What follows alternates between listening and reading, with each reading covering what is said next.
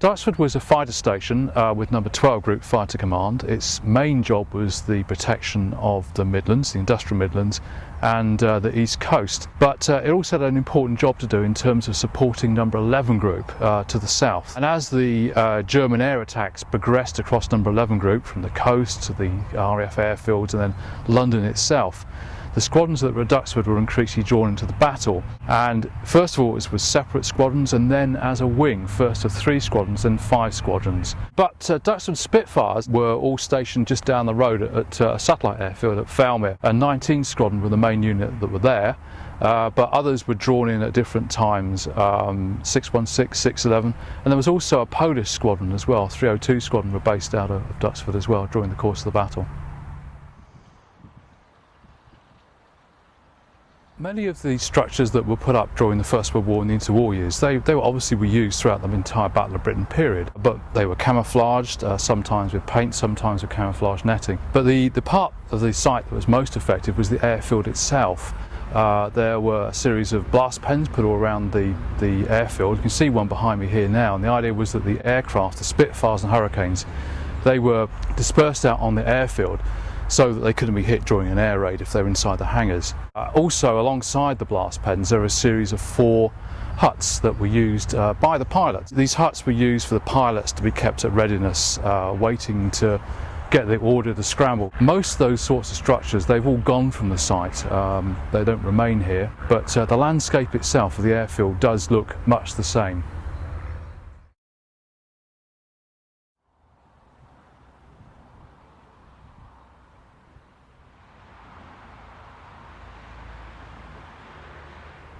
This is Duxford's operations room.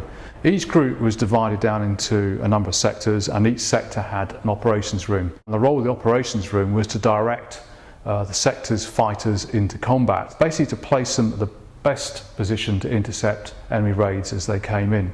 You can see in the room here that up on the top bit where I'm standing here on the dais, there were personnel all down here. They looked out across the room at a very large map table, and on that map table the position of the enemy raid was plotted down there. Basically the controller who sat in the sort of little pulpit type piece on the dais down here, he could look down at the map table and assess basically what was happening in the air. It's like a moving picture of what was happening in the air. The table gave him information about the enemy raid, and he could also see from either the main table or other tables in the room where his own fighters were. On the north wall of the building, there's in the corner, there's a clock. Now it's called a colour-coded clock. The point of that was that it was divided up into segments. You've got 5-minute segments on it that are coloured red, yellow and blue. Now these basically aligned with a series of arrows that could be put down on the plotting table. And the idea was to be able to tell how old or how new your plot information was. If it's beyond 5 minutes, then the information is pretty much out of date.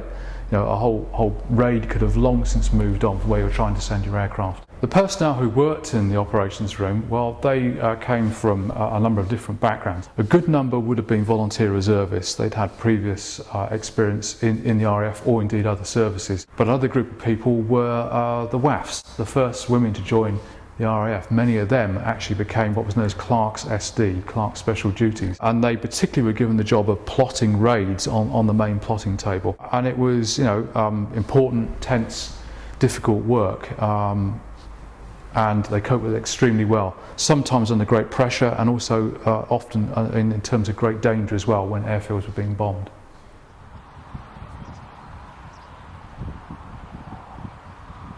Outside Hangar 4 at Duxford, this historic building houses Duxford's Battle of Britain exhibition, and inside it it tells the story of the Battle of Britain and Duxford's role in the Battle of Britain. And of course many of the characters that flew out of Duxford are featured in the exhibition as well.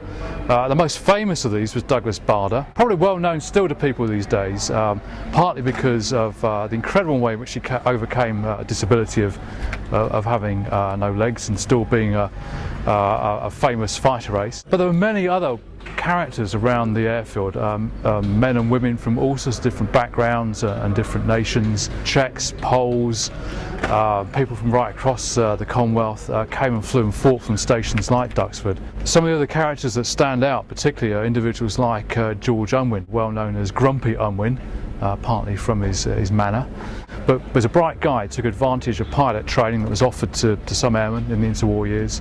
By the time of the battle was a flight sergeant, very successful in combat, one of the highest scoring NCOs in combat. Stayed in the RAF, retired as a wing commander, having led units throughout the war years and then post-war as well. An image that is still around really is the idea that fighter pilots in the Battle of Britain were all former public school boys. Is not entirely true. The actual fighter pilots came from a whole range of different backgrounds. Some were indeed public schoolboys, but many came from different types of backgrounds. A lot of them trained as volunteer reservists in these war years.